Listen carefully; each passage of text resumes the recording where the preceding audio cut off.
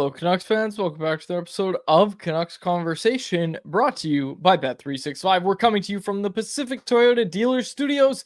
Visit shoptoyota.ca or visit your local Pacific Toyota dealer today. My name is Diego Jelly. I am joined by Harmon Dial. November 3rd edition of Canucks Conversation. I've got Santa Claus up. And you know what? I forgot to wear my poppy.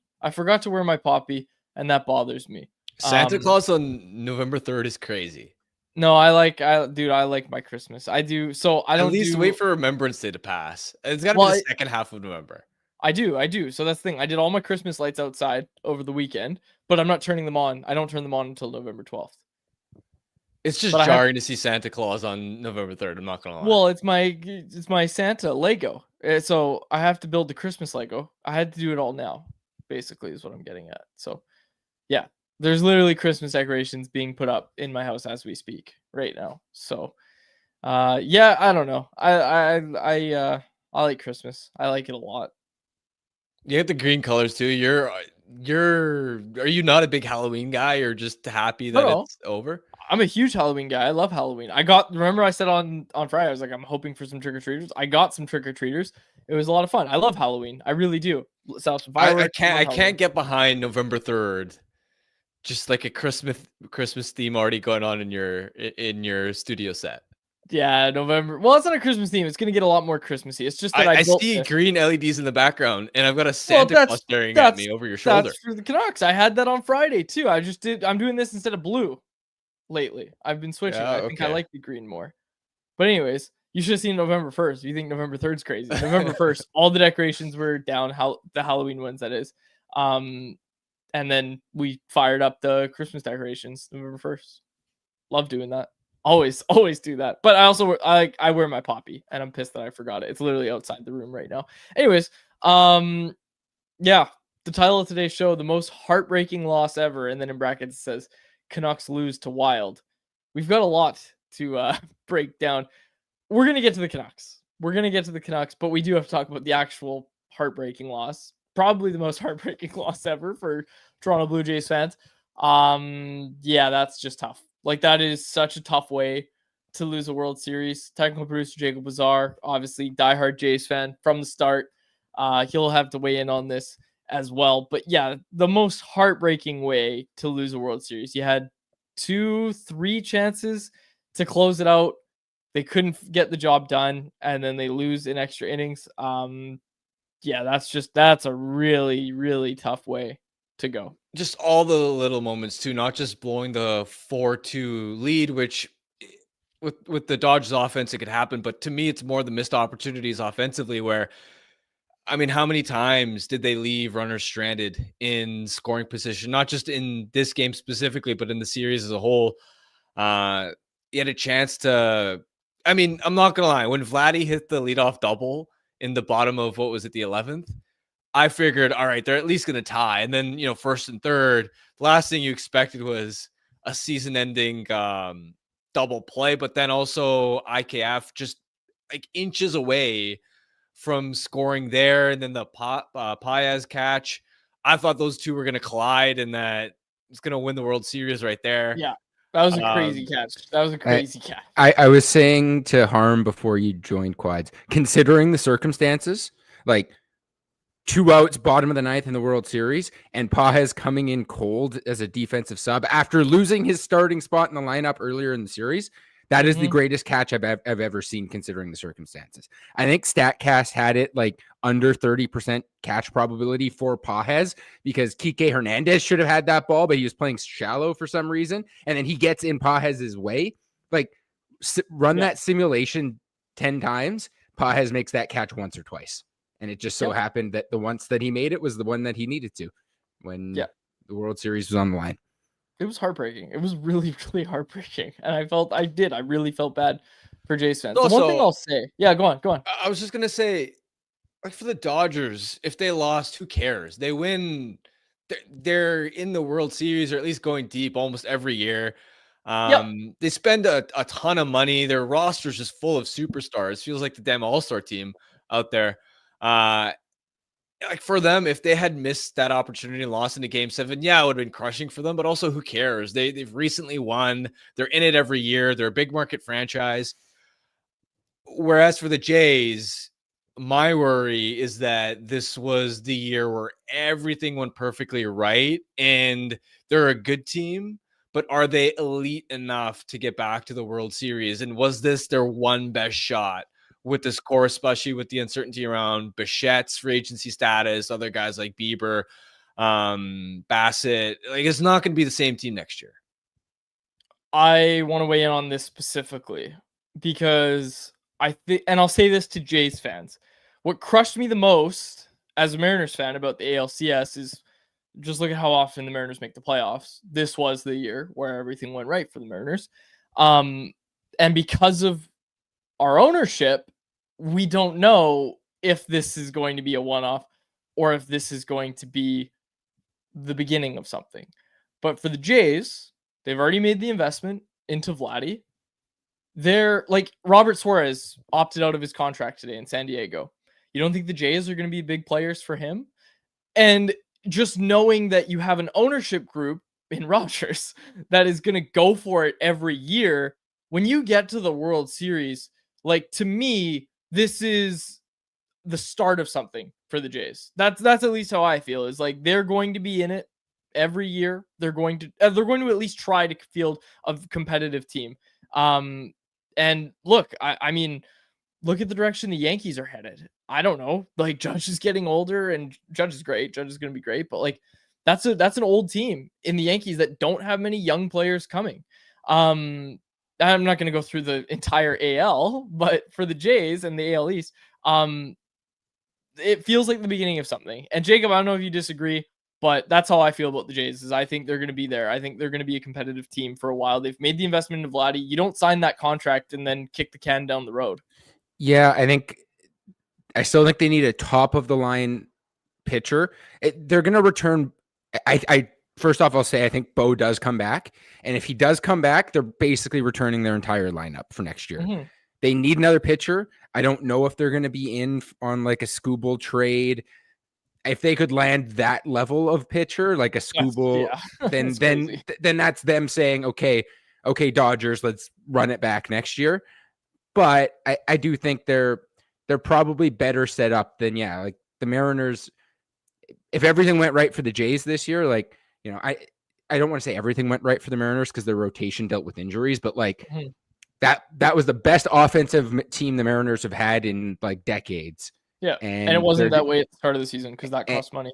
They're gonna lose those rentals. So we'll see. I mean, I think the best comparison, the two comparisons I have for this Blue Jays team are they the 2023 Diamondbacks where everything went right and they returned to mediocrity in a very difficult division, or are they the 2014 Kansas City Royals who lost Game 7 of the World Series to a Hall of Fame pitching performance where Madison Bumgarner started 2 games and closed out Game 7 on no rest, exactly the same as what Yamamoto did, by the way, like identical to what Bumgarner did.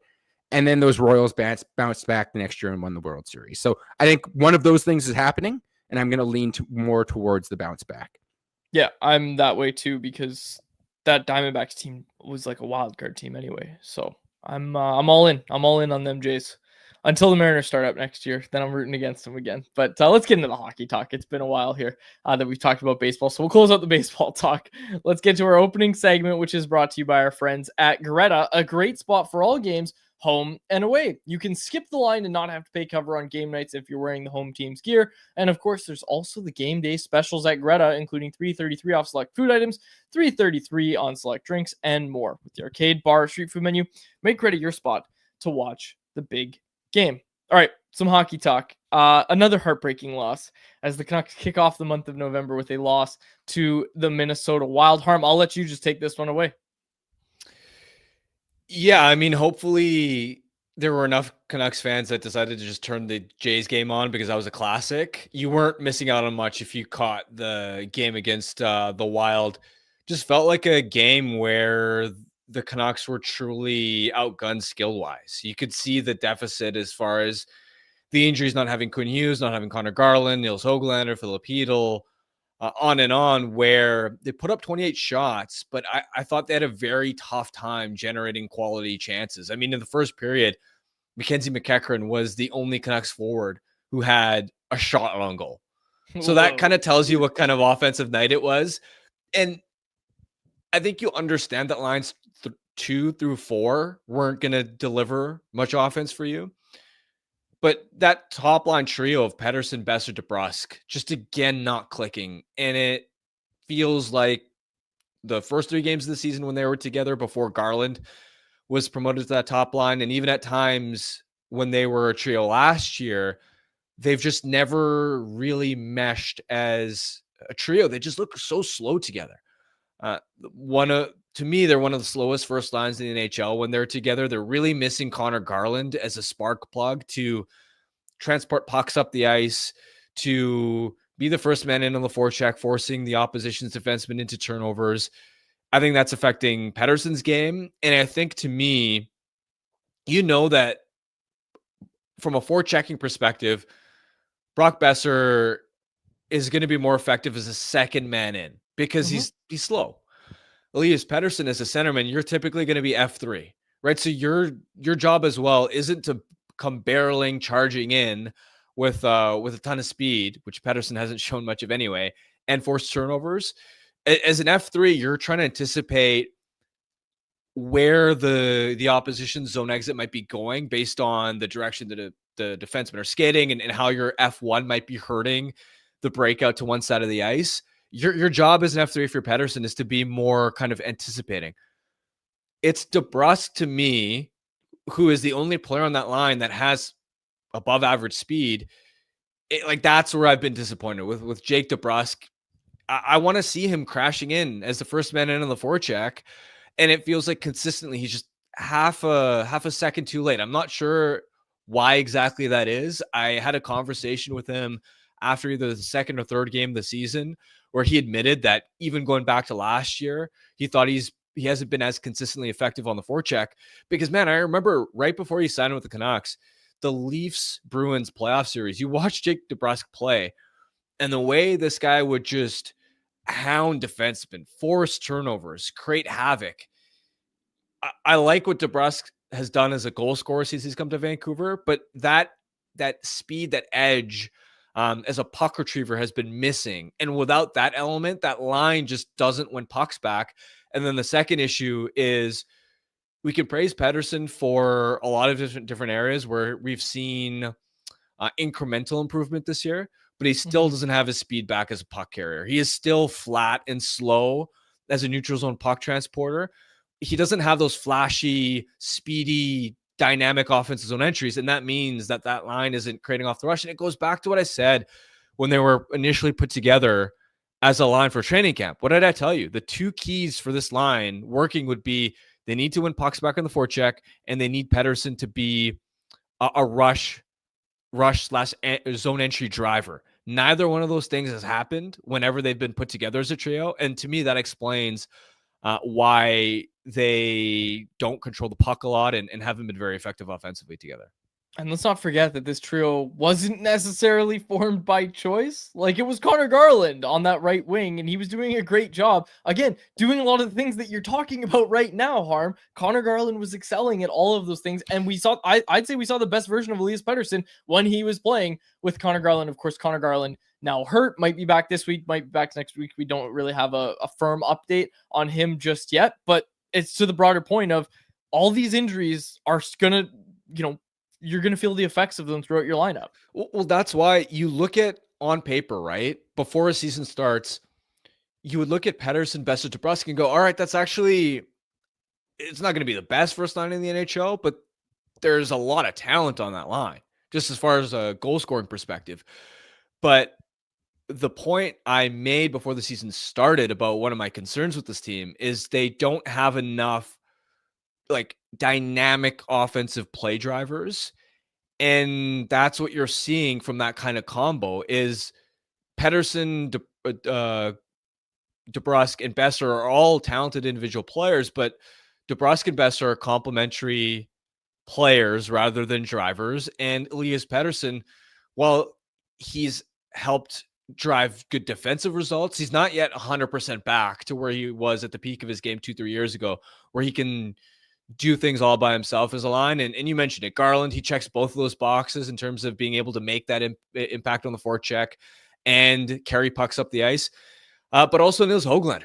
I mean, even if it was just Garland out and you had a Nils Höglander just being the speedy buzzsaw on that line, I think would have made a big difference. So it's tough sledding for this team right now. And it's at least, good news that you're finally going to get Quinn Hughes back against Nashville, because they desperately need that kind of speed and game-breaking skill in the lineup. I wanted to read this quote from Adam Foote today. This was about Elias Pettersson, okay? This is what he said. I got this from Adam Kierszenblatt on Twitter. He said, "There's such a hard matchup on PD right now. You saw him defend so well against McDavid's line 5-on-5. We're in a situation with the injuries that it's hard to get him away from the hard matchup. I'm just so happy the way he's playing. He's playing in the mud and in the dirt. It's not easy." High praise from the Canucks head coach, but a theme I walked away from that Minnesota game with, and I know the injuries are hurting them. And like we just talked about, like Elias Pettersson's line is not the best line mates for Elias Pettersson to find success. I get that. But I walked away from that Minnesota game. You brought up the skill, you brought up the speed, and I was just like, man, like this is a skill guy for this team. And he hasn't really done a lot this year offensively. Now, he's shown those flashes, but I walked away from that game thinking would have been a great night for Elias Pettersson to really step up. And again, you're missing Quinn Hughes. I get that, but would have been a great night for Elias Pettersson to step up.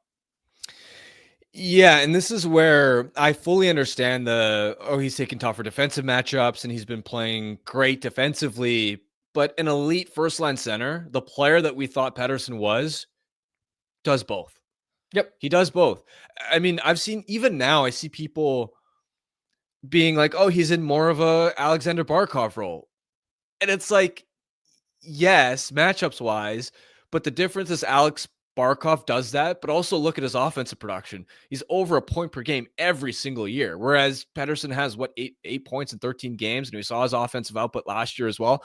You cannot be throwing around Alexander Barkov comps as far as stylistically, that's what his job is. That's the role for him on this team. I mean, like people at the start of his career, and not just people. I had a conversation with other Swedes around the NHL. Joel Eriksson that compared Elias Pettersson to Pavel Datsyuk. That was the comp. Well, Pavel Datsyuk was able to do all those Selke-like defensive things while also putting up a ton of points and driving offense at the same time. Right now, Elias Pettersson is closer to like an Anthony Cirelli, which Anthony Cirelli is a hell of a player, right? Mm-hmm. Anthony Cirelli made Team Canada for a reason. Actually, Cirelli's off to a better than expected offensive start too. He's got 7 goals and 11 points in 12 games. Cirelli had 59 points and 27 goals last year. But that's kind of what Elias Pettersson is right now, where, all right, you're great defensively, you're taking on hard matchups, but your offensive production is good, but it's not elite. You're still not a point per game guy. And hey, maybe Pettersson gets there later in the season. That's obviously what you're hoping for, but he's not there yet. And the problem is, while Anthony Cirelli is a heck of a player, you'd be kind of screwed as a team if that's who your best player is, right? A team like Tampa's blessed because you also got Kucherov, Gensel, Point, Hagel. Yeah. And so I fully understand Foote's praise for Pettersson because he is doing a lot of tough work defensively, taking on extra D-zone starts. But you're right. There is still more for him to give offensively. And the player that we saw early in his career would have been capable of doing both. Nashville. Quinn Hughes returns tonight. That's really welcome news for this team. Did you have anything else on Minnesota that you wanted to talk about before we kind of move on here to Nashville and a broader conversation about the upcoming month of November? I wrote about this at Canucks Army. Anything on Minnesota? Yeah, well, I think this is a good time to transition to the stat of the day. Oh, nice. Which is a presentation of Uber Eats. Uber Eats is enabling fans to maximize their fandom all season long with exclusive game day deals on the app. From game day eats to paper plates and napkins if you're hosting, to all the ingredients you need to make your favorite game day dip. Before, during, and after the game, Uber Eats is assisting every hockey fan's experience all season long. Hashtag crave the stats. One of the positives from that game, wanted to give a shout out to Tom Villander. I was on Rink Wide with J-Pat after the game, and I pointed out how it wasn't just that Verlander had the best Corsi for percentage among all Canucks players at 5-on-5 in that game. Shot attempts were 20-11 in favor of Vancouver.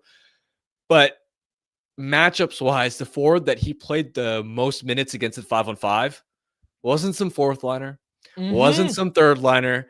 It was Kirill Kaprizov. So that tells you right off the bat how quickly he's earned the trust of Adam Foote. And I understand when you're on the road, you don't fully control your matchups. But come on, even when you're on the road, if Adam Foote really wanted to keep Tom Verlander away from Kirill Kaprizov, 100%. He could have easily done that. And he could have heavily restricted his minutes. But to see Verlander doing that in sort of the last couple of games, really become comfortable in that St. Louis game. He logged over 19 minutes. He's been steadier than I would have expected. He's exceeded my expectations compared to where he was at in training camp or preseason. 100%. Actually, I'm glad you brought that up. We wrote about Willander in the Statsies, but also Tyson Cole wrote a version of the tape where he literally pulled his first 2 games and just the adjustments that Willander was immediately making on when to pinch, when not to pinch. He was making those adjustments right away. And Karn in the chat said, yeah, Willander has looked better every game. It's hard to disagree. And you just said it, like, he's not getting hidden, and he absolutely could. Like, Adam Foote could control that to some extent. I know, like you said, you're on the road, but DPD, like, think of rookie year DPD. He wasn't getting Kaprizov. Like, that wasn't happening to DPD. And that's not a knock on DPD. It's just illustrating the point that this is a undermanned Canucks blue line right now, and Adam Foote trusts Tom Verlander and what he's been able to do. And I'm really happy with what you're seeing out of Tom Verlander. I don't know how you couldn't be, because it's like you said, the expectations we had at training camp were, okay, this guy needs AHL time. Then he was their 9th choice? Like, he was called up after Victor Mancini goes down, after P.O. Joseph gets an opportunity. Like, he was like their 9th choice to go in. He goes in, he looks overmatched in that first game, looks better in the second game, like a lot better. Go read the tape. We wrote about it. It was really, really dramatic. And then he looked better the next game. And what was the thing? I talked about this. I asked Adam Foote after the NHL debut for Tom Verlander, what is it for a young defenseman? What do they need to learn? And he said, it's just getting the games. Like, it's your decision making. And the only way to do that is getting your games. He used the benchmark of 200 NHL games, which I found really funny. And I know what he's trying to say. But then I talked to DPD too, right? A guy who went through it last year. And he even said, like, the hardest thing is those puck retrievals. It is so hard at the NHL level. And he said, like, in Sweden, you go back, you get the puck, and then your head's up and you're looking to make a play. In the NHL, you go back and you immediately feel a dude right on your back. Like, you have someone on you immediately, and you have to make that decision quickly. So Tom Verlander, I think in that area, he's really improved already. But again, those decisions of when to jump up and when not to, he's getting that as well. And I'm really impressed with what I'm seeing from Tom Verlander. And the key now is consistency, right? Where I think first game against the Rangers, he understandably made those mistakes of pinching in the wrong spots, and some of those led to odd man rushes against. Now he's put 2 really solid games together. Let's hopefully see if that's something he can build on and continually gain confidence, because sometimes with the young players, they can have 2 great games, 3 great games, and then it's a bit of a seesaw where then they have an off night and they're making some of those rookie mistakes again. And then you sort of have to pump the brakes a little bit about just how much can this rookie take on right away. So it's still, I think, a bit of a wait and see, as far as 3 games isn't enough to declare that Tom Verlander is ready to be an everyday NHL defenseman. But the last 2 games are, I think, an excellent foundation for him to build on. All right, courtesy of Dan Murphy, we got these scenes from Morning Skate over at Canucks Army. Go check it out. Quinn Hughes returns. It looks like Tom Verlander is staying in the lineup. P.O. Joseph coming out, and Thatcher Demko did the starters routine. So yeah, there was no actual Morning Skate today, but Murph was there and tweeted about it. So Thatcher Demko looks like he's getting the start tonight in Nashville. And yeah, like I said, Quinn Hughes returns. Tom Verlander stays in. Let's get to anyone else. We've got a lot of hockey. Anyone else's. This is not going to divert into a baseball conversation. I'm excited about that. It's time for anyone else, which is presented by Pacific Toyota Dealers and the Toyota Prius plug-in hybrid, a no-compromise approach to electric vehicles that offers the best of both worlds. You can drive up to 72 kilometers on the battery alone, then seamlessly transition from electric mode to the gas engine for a combined range of 962 kilometers. There's no sacrifices when it comes to horsepower style with its sleek, low, and wide exterior and sophisticated interior. It's loaded with tech that's actually easy to use. Plug in to recharge at home or at one of the over 2,000 public charging stations in BC alone. Now you can lease 2025 Prius plug-in hybrid SE from $99 weekly at 3.49% APR for 64 months with $3,600 down, and it includes a $3,000 discount. Visit shoptoyota.ca or your local Pacific Toyota dealer today. Start with this one from Ty. Willander looks so much better now than he did in the preseason. Were those few weeks in the AHL enough to get him up to speed? This is what I've started to wonder too, Harm. We talk about experience. You need that experience. He's coming from college. Again, I don't think it was enough. Do I think the time in the AHL helped him? Absolutely. Like, I think that's the difference. And I think that's fair to say that that's the difference. Now, are you asking me if that time in the AHL was enough to get him up to speed where he's a no doubt NHL defenseman? No, it's like you just said, you need to see some of that consistency, but that time in the AHL certainly helped. And to me, that's the difference between the Willander we saw at the start of the year to now. Perhaps obviously the game reps help, but also part of me wonders about some players at the start of a season need more time to get up to speed. And I'm not talking from a fitness or conditioning standpoint. I'm talking more from a puck skills, just feeling like their timing is right. Feeling in situations where you've got to make a tough defensive zone retrieval and a clean breakout pass. You can't replicate any of that in the summer. It doesn't matter how much you skate in the summer, how much time you spend in the gym. Those tough plays under pressure that you have to make to be a successful NHL defenseman, it's game action. It's being, whether it's preseason, AHL, NHL, you need more of those reps to fully feel comfortable in those spots. So maybe it's just as simple as he was shaking off some early season rust in camp and preseason. And now that he's in the rhythm and flow of a typical hockey schedule, that things are coming easier to him. So that could be part of it too. There was another comment on Willander that I wanted to get. And sorry, I'm getting used to Willander. What do you say? Willander, I don't know exactly where it's going. I've heard Willander, but I've also heard Verlander. Did you say Verlander? No, not Verlander. Willander. Verlander. What's going on with the Sassone pronunciation? Both Batch and Shorty doing it. I was in my car and hearing Batch. Oh my gosh. This is a gripe I have. Like, why shouldn't this be dealt with like in training camp, right? If players want their name pronounced a certain way, it should be as simple as, hey, player tells the media, hey, by the way, my name should be pronounced like this. And then everyone does it. It's so funny to me that like we've had to go back and forth on Sasson and Sassone. We've had Sasson on the show how many times? Yeah. And we've said it differently. When like we said Sasson to his face, I think once when he was on the show, I was like, oh, Sasson. And then I called him Sassone. I'm like, oh, it was different all season. Sorry. And then he never, like, that was your chance, Max. That's your chance to speak up and say, hey, this is how it is. And it's my fault as an interviewer, my fault. I should have asked him. I should have said, hey, how do you want your name pronounced? And I'm sure that's the conversation that Shorty and Batch had with him. And now it's Sassone. I don't like Sassone. Yeah. I'll trust. Sasson is so much cooler for like nicknames. Sasson the Assassin. It's not an Assassin. I'll trust the play-by-play guys because they're going to be talking to the players about it. Yeah. But like, I think the team should have an actual pronunciation guide, and like you see that at like every other level. You see that in other leagues where I think they do. Yeah. Okay, they probably have one, but like, let me find it. They have one. They do have one in the media guide, don't they, Harm? Am I tripping? They should in the media guide. I don't have access to it, but you guys do. Hold on. While you're looking that up, one other point I wanted to make related to the blue line.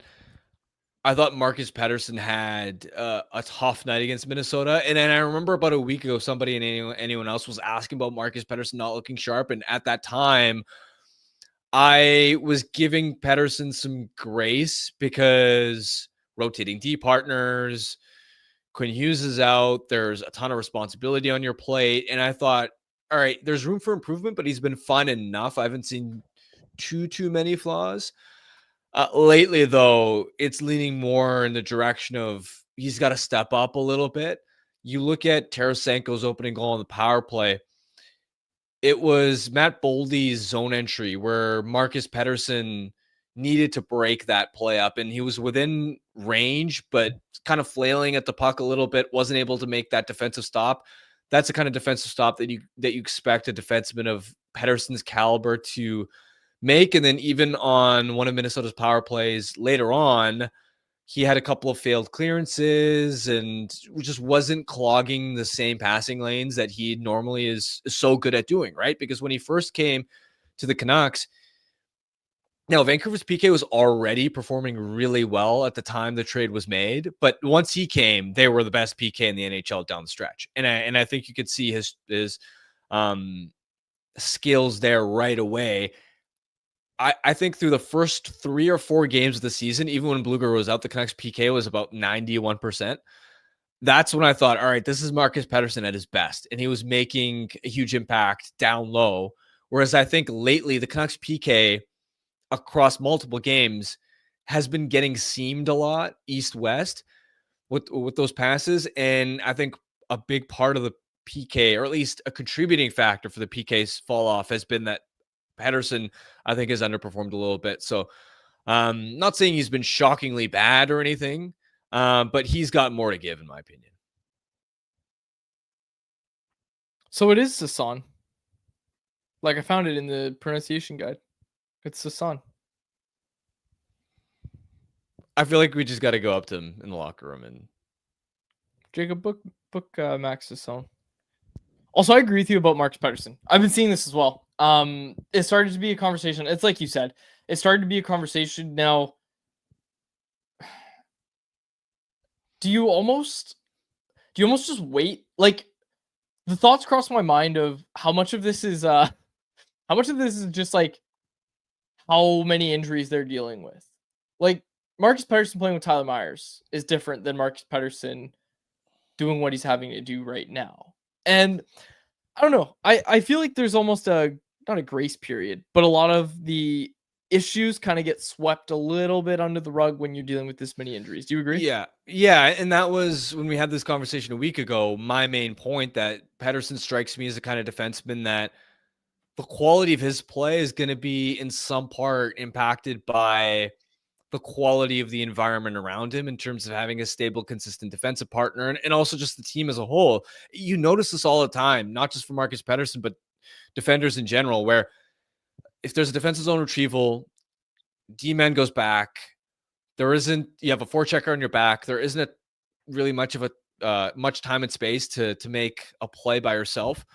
Just backhand rim around the wall, right? There's a big difference between a team that is like the Tampa Bay Lightning. I was watching the Lightning the other night, and the amount, like, that blue line on that Tampa has is not very good at all. Not very good. But you watch how deep Tampa's forwards come, the wingers and centermen, to help out on breakouts. And it's like that hypothetical example of the standard backhand rim around the wall. Tampa's forwards are going to turn that rim around the wall into a clean breakout. And all of a sudden, now you're not defending in your own zone. And as a defenseman, it's so much easier to do your job. Whereas if you're on a team that doesn't have a lot of skill, doesn't have a lot of two-way intelligence, you're in that same spot. It's the defenseman making the exact same backhand rim around the wall. But now the difference is your winger is either late to arrive, or he can't handle the pressure of a pinching defenseman from the other team, and it's a failed breakout.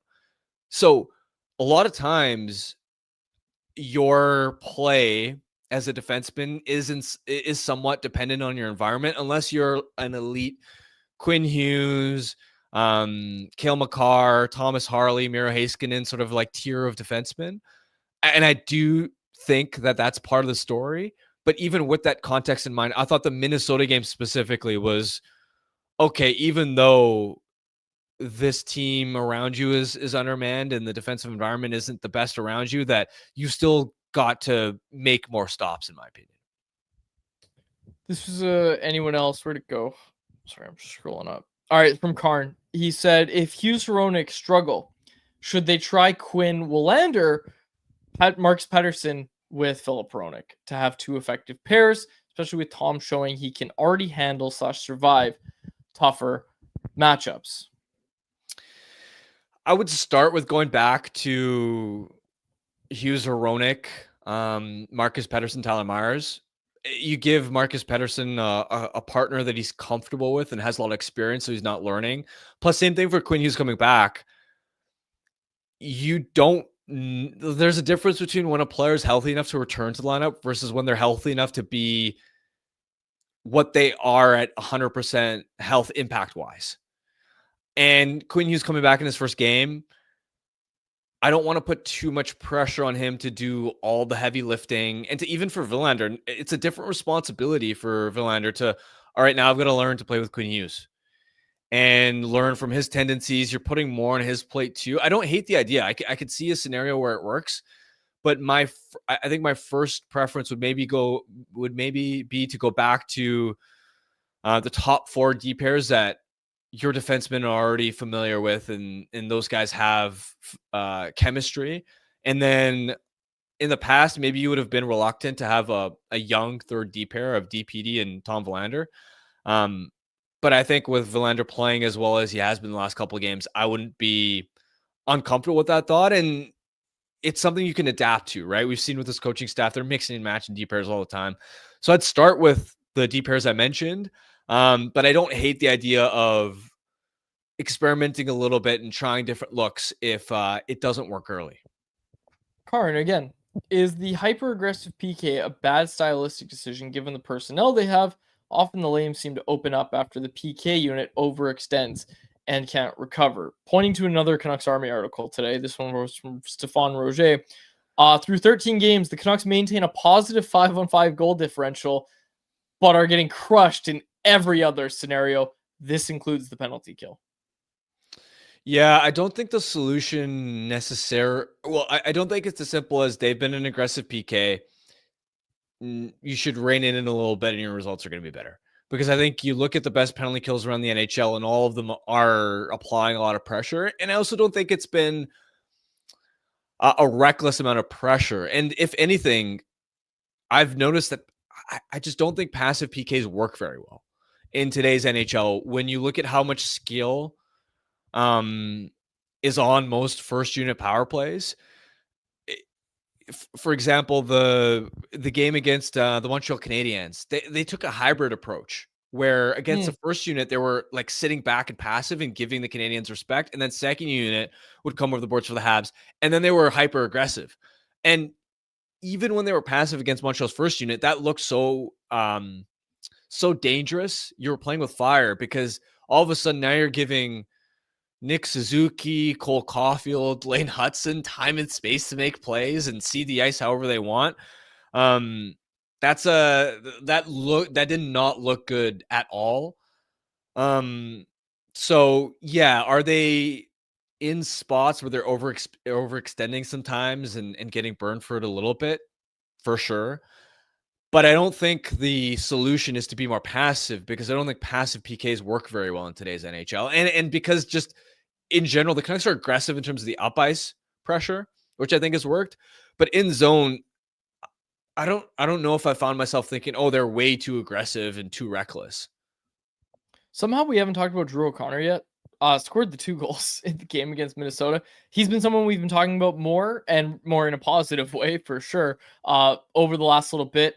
I still need to check with him about my theory of if he's starting to play more like Kiefer Sherwood because he's just played on a line with him and seen what Kiefer Sherwood does to find success. Big guy who can skate. He's starting to use it effectively. And the Canucks would be better for it if Drew O'Connor can start chipping in offensively. Anything on O'Connor? I have another comment here about Willander that I want to talk about.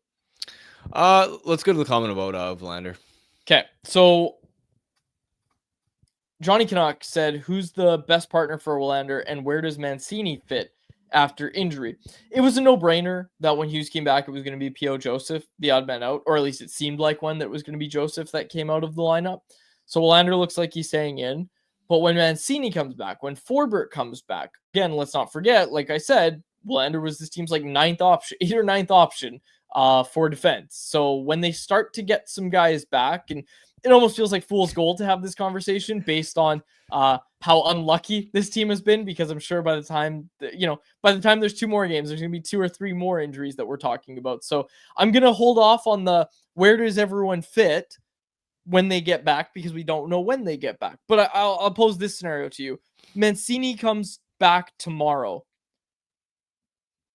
What happens? I think Mancini, Willander rotate in and out. Like, I don't think Mancini's, you got to get him in ahead of Tom Willander. I think you want to see some consistency for Tom Willander. I know Manny Malhotra is obviously hoping at least one of them goes back to Abbotsford. We'll talk about them in a second. But what do you think happens if in this scenario Mancini comes back tomorrow? I think Willander stays in the lineup, provided that he keeps his level of play that he's shown the last 2 games. Mancini, when we've seen him in his brief time before he went down with injury, I wasn't blown away by his body of work. I think as of now, if both guys were healthy today, even I think Willander would be in the lineup over him. But it's with these young defensemen, oftentimes because they're not established, it's game by game. If Willander has a tough outing against Nashville and Mancini was hypothetically ready next game, then the conversation might be a little bit different. And so you got to be flexible. You got to be adaptable. But as of now, Willander's shown enough that he'd be ahead of Mancini on the depth chart in this very moment. Mm-hmm. WarC89 said, are we lowering our expectations of Willander? No, I think this is the progression that a young defenseman who, again, like nobody was pegging Willander to be the next Quinn Hughes. Like that's not what anyone was doing. But for a guy that you're looking to be a good second pairing, sometimes first pairing defenseman, this is the natural progression of a young defenseman. And this is the funny thing. When's the last time there was a young defenseman that was pretty high pedigree that developed in the Canucks organization? Quinn Hughes? Like, Quinn Hughes is the only one I can think of, and there's nobody in a tier below, superstar. So it's almost like we have to remind people what happens with young defensemen, and this is what happens. This is the progression that you want to see a young defenseman take. Yeah, big thing is just calibrating expectations, where Willander, after he was drafted, seeing him in college, you couldn't expect him to realistically be Charlie McAvoy. Mm-hmm. He just wasn't that tier of prospect. And even watching him at the college level, very solid defenseman, a lot of things to be encouraged about. But you never thought this guy is going to be a star at the NHL level. You thought he has the potential to be a good top 4 defenseman. And that's a really valuable asset, especially as a right shot. And that's kind of been the prism through which we've viewed his potential and in the expectations right away. Again, when he signed, and other prospect experts, I'm not saying I'm a prospect expert, but just other people that we had on, like Stephen Ellis in the summer, they were even saying that Willander might need AHL time. And that's not a knock on him if he ends up needing AHL time. 100%. John Leckermacki, people want an update on John Leckermacki. We don't have one. There's been no update. Team's on the road, so we'll hopefully get some more when they return home. But yeah, no, we have no injury updates. People are like Filipino, nothing, and that's not even a knock on like when Filipino returns home. There's probably not going to be a Filipino injury update. The next Filipino injury update will be he's skating, or he's progressing well. He's starting to get the heart rate up, and we've talked about this. I'm not going to rehash it, but the recovery for a concussion is not like any other injury where it's okay, you should be out 2 to 3 weeks. It's okay, when you feel better, let us know, and then we'll progress to the next step of returning from a concussion. It's a really, really lengthy process sometimes, and it doesn't have to be. Like sometimes it's quicker, but everyone reacts differently to concussions. This has been 6 or 7 for Hedl with the concussion. So yeah, you don't really you're not going to get an update until we know more. And I know that, very, very broad, but that's how concussions work. And I've explained this a few times, so I'm not going to do it again. All right. I don't think there's anything else that we need to get to. There was one here when Blueger's back. Someone asked, "Are we still doing Reichel at center, or should Canucks move him to the wing?" Once Blueger's back, I'd like to see Reichel get a shot on the wing. Where? And does Blueger become your 2C? Is that what you're saying? I mean, probably. Who else is going to be your 2C? Reichel's shown offensive flashes, but like I said when the trade was made, I think he's been more effective on the wing in Chicago. And to me, it doesn't matter whether, sure, it'd be great if Reichel could stick and be the best version of himself at center. But if you think that he might be able to figure it out on the wing, and you have another competent center back, then I want to see what that looks like, because Reichel was at his best on the wing in Chicago. Ask anybody that followed the Blackhawks closely. It just did work that way. And I told you when the trade was made that I'm not going to freak out if Reichel isn't the most effective version of himself down the middle. And I think we've seen so far that even though there have been offensive sparks, that especially the defensive responsibilities of playing center, you look at how badly the Canucks have been outshot and outscored during Reichel's 5-on-5 shifts. It's not as if he's even holding his own at the center ice position right now. I still think this is a player with a lot of talent and skill.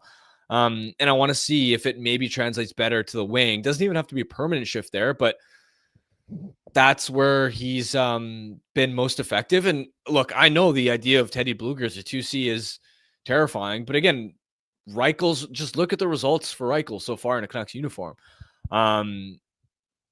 They're not pretty. They're actually kind of ugly. I wanted to close out with this. The Abbotsford Canucks are having zero fun right now. 8-game losing streak. The latest was a 7-3 loss to the Henderson Silver Knights. That is a team that is going through it right now. They do not have much of their team available right now, because most of them are playing with the Canucks.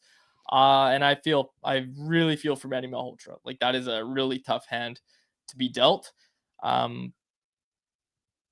They're gonna do their best. What do you? I don't have anything to add. Read the Farmies to keep up to date with what's going on, but it is not pretty. And that's the thing. They're not getting dominated. I know 7-3, but they're not getting dominated. They're losing a lot, but they're almost a little bit snake bitten as well. When you read the Farmies, you know what I'm talking about. They're going through it right now as a team. Yeah, quickly, I wanted to make sure to put a bow on the Reichel conversation, because I referenced the numbers. I just wanted to have the cold hard facts to share. Reichel, 75 minutes as a Vancouver Canucks so far. They've been outshot 43-26 and outscored 7-2. So it's not just, he's losing his minutes narrowly. They're getting their teeth kicked in. And again, I don't think that's a knock on Reichel in the sense of, he's not going to figure it out in Vancouver, or, they shouldn't have made the trade, because I still like the roll of the dice on his skill. It's just kind of confirms my initial theory that I'm not sure if Reichel's going to have as much success at center compared to how effective he may be on the wing. Like it. Johnny Canuck. Reichel feels like Mikheyev. Ooh. I disagree. The defensive game is really good with Ilya Mikheyev. He's also way bigger. Yeah, different players. Yeah. I think he maybe meant more with the he gets a lot of chances but doesn't finish. That part's good. That part's good. Yep, that part's good. Rajcraft, when do you guys transition to talking about Gavin McKenna? This team is 6 and 7. On. This team is 6 and 7.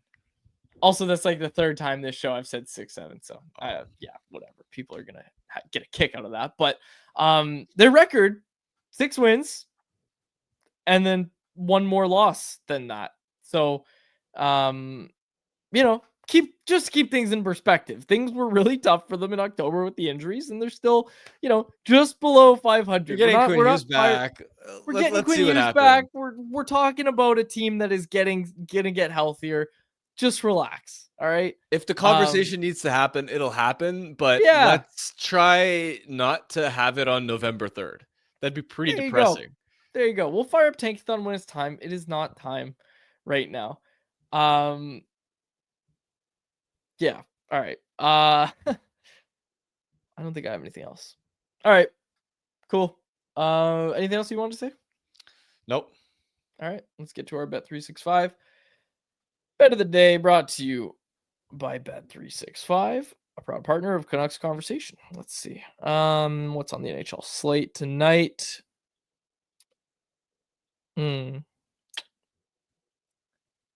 right. The Edmonton Oilers are slight favorites on the road against the St. Louis Blues. We're taking that. Minus 130. You can get Oilers money line. I'm taking that. I'm hammering that. Whatever your bet is, it's never ordinary at Bet365. Download the app and get in on the game. Use the code NATION at Bet365. Must be 19 plus to play. If you choose to play, please play responsibly. All right. We will wrap it up there. For my co-host, Harmon Dial, and our technical producer, Jacob Bazar, my name is Dave Widrelli. We'll see you tomorrow, folks. Thanks so much for listening to an episode of Canucks Conversation. Canucks Conversation is live Monday through Friday, every weekday at 2 p.m. over on the Canucks Army YouTube channel. Make sure you like, subscribe, and interact in the YouTube live chat every day with us, folks.